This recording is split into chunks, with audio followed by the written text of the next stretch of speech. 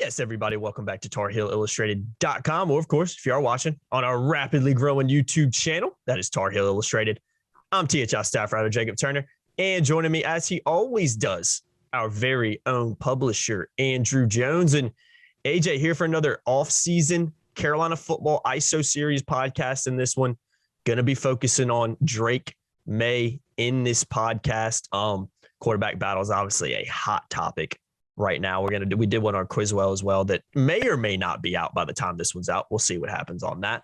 But guys, before we dive into Drake Maye, I want to give a quick shout out to our podcast sponsor on this one, NIL Fanbox. Here's a quick spiel on them. Really awesome company and organization they got over there. So for as little as $9.95 a month, UNC sports fans can now receive authentic autographed memorabilia from their favorite UNC men's and women's basketball players. This is expanding to all the programs at North Carolina as well. So stay tuned for that. Delivered right to their front door. And in return, players earn money from their name, image, and likeness. So it's a direct way in a lot of ways for you to affect recruiting in some ways as well, because obviously NIL is a huge thing when it comes to athletes deciding now with how much it's just changed the college basketball landscape, or college sports landscape, as a whole. If you guys want to sign up to get that memorabilia, just $9.95 a month, you can save 10% by clicking the link below and entering the promo code HEELS22 to save 10% on your Tar Heels Fanbox. Guys, really awesome. If you love signed stuff, if you love memorabilia signed by players, that they've done it right there, right there in a little line. It's an awesome thing. So if you want to sign up, again, use that promo code HEELS22 to save 10% and just click that link below. It'll take you right over to the sign up page for the Tar Heel Fanbox. And very quickly, Terry Comer, who's a phenomenal job running NIL Fanbox, always wants to make sure we say this. And I like saying it because to me, it's the most exciting thing. It's authentic, it's officially licensed, and has clear compliance at UNC. It's completely above board. Yeah. And all the kids get paid. It's going to go over to all different sports. Basketball players, they got their first checks back before Christmas. From NIL Fanbox. So it puts you guys in a position to get a lot of stuff before it hits the open market as well. And you get it at the NIL Fanbox price because you are a part of the community. So to me, it's a no-brainer. 100%. And you know what you're getting. You're not getting some fake licensed memorabilia that some Joe it's real. Caleb. Yeah, 40%. I know I'm channeling my inner Terry Comer here, but 40% of memorabilia on the open market is fake. Oh yeah, 100%. This is their NIL Fanbox is in conjunction with Brand R, which has a relationship with the university to do this stuff. So it's 100% above board.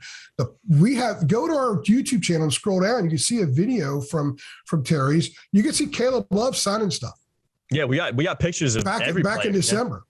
We have all the pictures of them. You can see videos of them, all that kind of stuff. They sign this stuff, and it's not like what you get when the Iron Five does their barnstorming. This is different. This is something that they all do, and there's going to be a lot of neat items that were born out of their run in March. And you get first dibs through NIL Fanbox, and you get them before the open market when they're going to double, triple in price quickly. So it's a no-brainer. I know this is a long spot we're doing on this, but I think it's really cool because I've talked to a lot of people about this. They say, look, you have a chance to actually affect NIL and get some cool stuff. Sweet. I know that if I was a fan, I would do something like that. I have a lot of Orioles memorabilia, and that doesn't affect anything because they're always going to suck, right? You guys have a different animal when it comes to North Carolina athletics. They don't usually suck and stuff. So even football is not down for too long. Usually they're at least mediocre, and they have a chance to be a lot more than that under Mac, and NIL is going to be a part of that. 100%, guys. Again, click the link below, take it right there. Just make sure you use that code HEELS22 to save. All right, AJ, let's go ahead and dive into Drake Maye on this one. We've already talked about Criswell in a previous podcast, so we'll talk about the other quarterback that's kind of vying for that starting position in Drake Maye. And, I think Drake's a really talented kid. I mean, I think it kind of goes without saying. I'm going to shout out Miss Dina King on this one because she's obviously so connected in the recruiting world and has been right on Dina. You can do a Dina accent. over there, as AJ likes to say when it comes to Dina.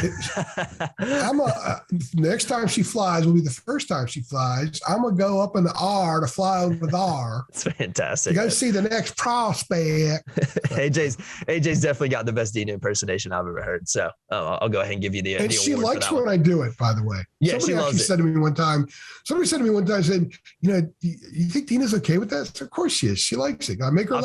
I've seen her laugh many a times. Trust me, guys. She's cool with it. I can confirm that as well.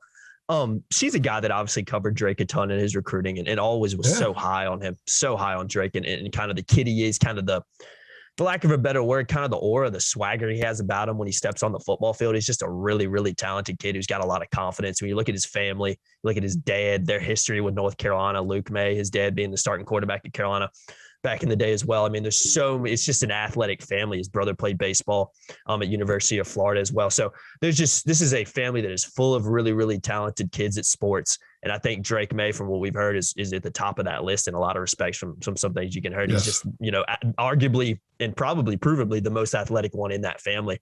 So I want to hit on Drake because he's a guy that was obviously true freshman season in 2021, appeared in 4 games at quarterback, collegiate debut, came against Georgia State, appeared in the Duke game as well, played a little bit against Wofford. So he's a guy that picked up a little bit of experience last year. And for me, Drake is he's an interesting guy because when I see him warm up on the field, he doesn't necessarily look like this huge kid. But every time I pass him, every time I'm on the field, every time I've seen him out in public a few times as well, just randomly, he's huge. I mean, you walk by him, you're like, this guy looks like a stud. He looks like a quarterback. He looks like a guy who should be a starting quarterback at a top program in college football, a guy that was previously committed to Alabama before he flipped to North Carolina as well. So you know how good he is. And he really continues to impress me. And obviously, I think you and Dina have probably seen more of him in person than I have because I wasn't at some of those open practices during the spring that you guys were at. So, AJ, I want to ask you, when you look at a guy like Drake, what stands out the most about him, maybe compared to some of those other quarterbacks? I think they've got a lot of talented guys in that room, Connor Hill and Jacoby Criswell included. But is there anything that maybe sets Drake apart when you just see him up close and personal? I have a screenshot of a text that Dina sent me in early July, I believe it was 2020 during the COVID year. And the text was, quote, "He's the real deal, Andrew." And if Dina says it, I believe it. Yeah, Dina says it, I believe it. Remember, she's the one who said 2 years ago that Bryson Nesbitt can run pass patterns as a wide receiver in college, and now he's lining up in the slot. She hit the nail on the head. At 6'6". So she knows what the hell she's talking about. She's been on the Drake Maye thing for a long time, and not just her, but a lot of people I've spoken to privately, because you got to wait till guy gets out there, but they believe that the ceiling for him is higher than prior Carolina quarterbacks. They believe that there is a significant ceiling to what he can achieve. And when I watch him, just the mannerisms, the way he carries himself, we had him in for interviews after the spring game in person. We've had him on Zoom a few times, but as I've said 1 trillion times, Zoom sucks.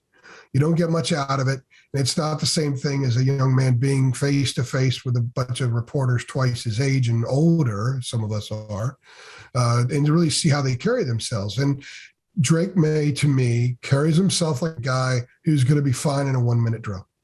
He's going to be fine in a 1-minute drill on the road, packed stadium at night, big time stakes on the line. He's a guy that's going to make the right reads. He's going to make the right throws.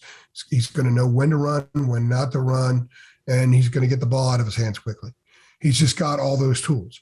Jacoby Criswell has a bunch of those tools too. I think he's got those.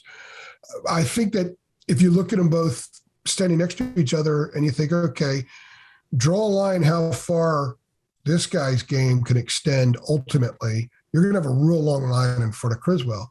If you put a line in front of Maye, I just think it's going to go a little bit further. That's my personal opinion. Yeah. And some people I've talked to that know football, know quarterbacking, they say, he's got that next layer. Criswell's a phenomenal talent. And if he's North Carolina's quarterback, I think Tar Heels going to win games. Going to be in good shape. But Maye has that extra layer, that extra level that his game could eventually get to. It may not be in college when it gets there. And the decision that the staff has to make is who's the best college quarterback for the team right now. Maye's next layer may occur when he's 26, 27, 28 at the next level. So I think what you're looking at with him is a guy that has the potential to be an absolute superstar quarterback. That's what my eyes see, but I'm not even going to rely on my eyes on this one. I'm going to rely on just stuff I hear from people whom I trust. And they just think this guy's ceiling is so high. He can run, and he does it in a way where he doesn't look stressed. Okay. He could drop back and he can roll. He can roll to his left and make the throws. Practice, I saw him. They were doing a drill where the quarterbacks had to roll to the left, basically throw off the wrong foot and throw downfield on their sideline, not across. If you're rolling to the left, it's a little easier to throw that way because the arm's naturally going to go that way. You have to throw down the left sideline. A little tougher throw, tougher release, and he's making the throws. He's rolling to the right, smooth and comfortable, throwing across, making throws, throwing right down the right sideline, making the throws. It looks fluid when he does things in which a lot of other quarterbacks look like they're a little bit contorted. And I think that that's where this guy's game is. You know, those dudes who are in stressful situations and they just make it look easy. I think that that's where his game will eventually be. Now, is it there right now? I don't know. It's one thing to do it in a drill. It's another thing to do it when you've got 245-pound outside linebackers breathing down your neck and a dude in tight coverage with a future, NFL cornerback or something like that. That's a different animal. Maybe that's the guy you're not supposed to throw the ball to. And you have to learn to find the other reads when you're rolling out. All those kind of things will play themselves out over time. We'll learn if he can do that stuff at this level, at this time, which would mean enough to be the starter. We'll have to wait and see till August when the staff actually makes a decision. But the upside is significant. And if he ends up being the starter against Florida A&M, I think we'll see him race at a very quick pace toward the upside of his game. Yeah, and it would be an impressive thing to chronicle as a journalist and to watch as a guy who loves football. Yeah, no doubt. For me, he epitomizes the 3 C's. He's cool, he's calm, he's collective. And I'm going to, on this video, I'm going to throw in some clips that some people might be like, why are we watching this? But I'm going to throw in some clips that I took during the spring game of not Drake throwing, not Drake taking a snap, but in between these snaps. And I want you to kind of watch his mannerisms. I want you to kind of watch how he kind of tells people where to go. And I know it's the spring game. It's not a Friday night in Blacksburg. Don't get me wrong. I totally understand that, like AJ's hit on. But I think you can kind of still see the examples of how cool, how calm, and how collective he is on the field. I think Jacoby epitomizes that in some ways too. I think he has that factor about him too from what I've seen during the spring in some of his live game reps. But I think Drake is a guy that in person looks the real deal. When you're up close and personal, he's bigger. He's a bigger, more athletic looking kid than he maybe looks from the press box, however many feet up you are in the air from there. But he's a guy, in my opinion, that really, like AJ said, has that upside and has kind of the intangibles in there too that make somebody an elite quarterback. Not he can make the throws, he can run, he can memorize the plays, he can call in the plays, but I also think he has some of those other intangibles that it takes to be a really elite quarterback. So it's gonna be interesting to see how that battle reflects out. And like you keep saying, AJ, I'm gonna credit you on this. Carolina is in great shape at the quarterback position when you look at the guys that they've got vying for that starting spot. Going back to the clips that you're showing, there's a reason we shoot that stuff. I'm a big fan of the mannerisms. The biggest, might be the biggest, AJ. And when I go to practice and I'm shooting, sometimes I have to do everything on there by myself. People will, that's not a professional video clip right there because I'm not a professional video guy. I've got a handheld camera. I hold it up. And I like to shoot stuff straight through. I do it at basketball. When I do warm-up videos, I do the whole through. On Twitter, we just do clips because you can only post you can't post a 5-minute video. But the reason I do it is because I want people that can't be at practice to kind of simulate that they're standing right next to me at practice and you can watch what you want to watch. I love to watch in between the reps. When a guy runs a drill, whether it's a linebacker or a DB or whatever, I like to follow him all the way to the back of the line. If he wins the drill, I want to see how he handles it. If he loses the drill, I want to see how he handles it. I love mannerisms. And trust me, the coaches are looking at that stuff too. But with quarterbacks, it's the deal. Who is he really? He's really the guy in between the steps. And that's where so much of the confidence is gained. That's where so much of the connection is gained. And that's where the communication occurs, in between the snaps. And so I'm glad that you did that, because I ran a couple of ISOs. We ran ISOs of Connor Harrell, Jacoby Criswell, and Drake Maye from the first practice. And I just kept the camera on them throwing. And so people are like, why didn't you show the ball? Well, I had to whip the camera around to show the ball. It would have been really a pitiful video. Mm-hmm. And I didn't care about the ball. I cared about them. Just following them. So I'm glad that you did that. I'm glad that you're showing that. And I'm glad that people watching this will get a chance to see it, because you learn a lot about quarterbacks in between snaps. Yeah, 100%. And, we did an ISO, maybe it was you did an ISO of Nathan Elliott at UVA a few years ago. Remember that? When he had I don't think it was me, but I know the video you're talking about. Yeah. It was, I think it was you or Kevin or somebody. It was like a 12-play drive he ran. We shot it from the end zone. They were driving the other way, and he ended up throwing a touchdown pass to Carl Tucker on the drive. And the video was impressive. I sent it to Nathan. He loved it because he's a quarterback's coach, and you could teach guys the progression, the throw, and all that stuff. Release, but the drive, especially in a no-huddle offense, happens in between the snaps. Quarterback has to get the guys up there. He's got to get them ready and all that kind of stuff. And Nathan was phenomenal on that drive there, right? So there's a lot of value in that part of the video. So when you watch Criswell, when you watch Drake Maye, if you really want to know if they're ready to handle that 1-minute drill like I was talking about, that's where it is. The throws and everything else are part of it, but it's all that in-between stuff. Trust me, Phil Longo has meetings with these guys about that stuff, and that's what I love.